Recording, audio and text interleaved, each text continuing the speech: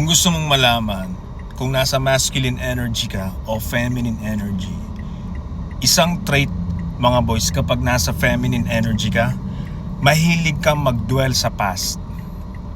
Mahilig kang mag-dwell sa past, mahilig ka sa mga nakaraan, mahilig ka sa mga sentimental beings, sentimental things or maging sentimental, yung mga medyo alam mo, ito yung bagay na ng tatay mo, yung mga ganyan. You love dwelling in the past, looking in the past. So, ang isa din dyan is yung mahilig ka magtanim.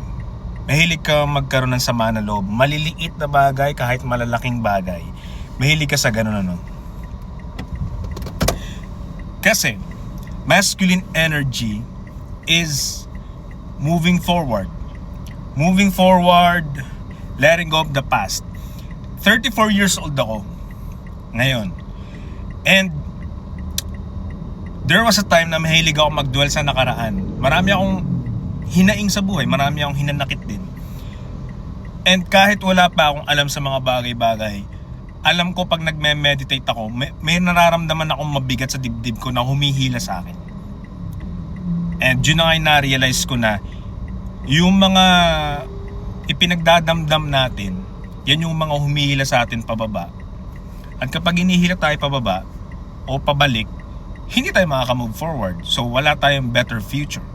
Pag wala tayong better future, paulit-ulit lang mangyayari sa atin. So,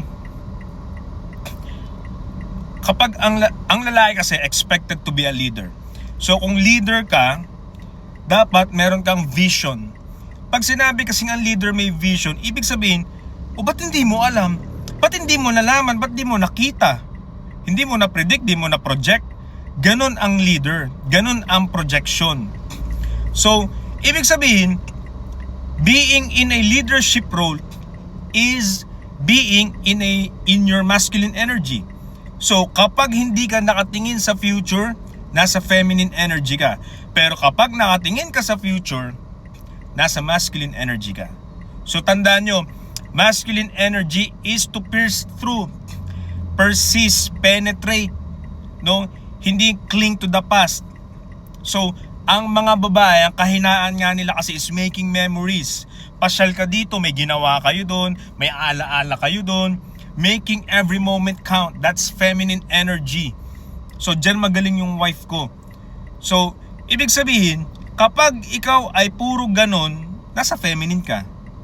Pero kapag nasa future ka, nagpa-planning ka, nilelet go muna yung past. Sa trabaho namin, pag kami may mga communication, kapag may mga sablay pagkakamali, lagi namin sinasabi, okay, moving forward, anong gagawin natin? Ganun ang masculine energy kasi ang corporate system, yung organization niya, yung hierarchy niya, derive yan, di ba, sa educational system.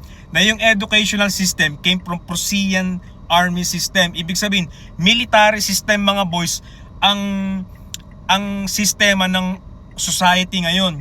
Ibig sabihin, Engineer 1, Engineer 2, Engineer 3. Parang SPO1, SPO2, SPO3. Galing sa military ang sistema natin ngayon. Yung, ano nga bang tawag doon?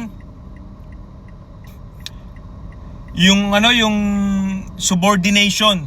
Subordination, ibig sabihin susunod ka lang. Tapos, syempre, como masculine, moving forward, itong goal natin, itong gagawin natin. Ganon pag masculine. So, ibig sabihin, moving forward ka lagi. Let go of the past. Forgive whatever happened to you. Forgive yourself, forgive them. Hayaan nyo na yun. Pagalingin nyo yung puso ninyo. Ingatan ninyo yung puso ninyo. Yung wag na kayong makinig ng mga toxic na content. Wag na yung mga nakakagasgas ng sugat. Yung gumaling na sugat mo, nanood ka ng content, sumugat ulit, dumugo, at yan sakit. Di nabalik ka sa nakaraan. Okay?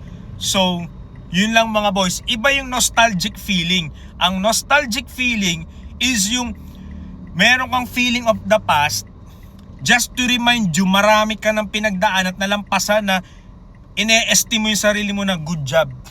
Good job. Naalala mo na elementary ka, ganyan-ganyan ka, ngayon hindi na. Good job. Nalampasan mo. Yun. Para siyang tap on the shoulder. That's nostalgic feeling. Hindi siya clinging on the past. Iba yun. It's to motivate yourself to move forward pa. na tama ang ginagawa mo, okay yan, tuloy mo lang. That's it mga boys. Please follow me on IG and Facebook, Damian Culadilla. And may another TikTok account, yung backup account ko. To all the people who wants to support me, click nyo na lang yung mga links sa IG ko, sa mga Facebook post ko, kahit dun sa TikTok na isa kong account. Damian Culadilla yung account ko. And again, next time, usapan lalaki ulit tayo.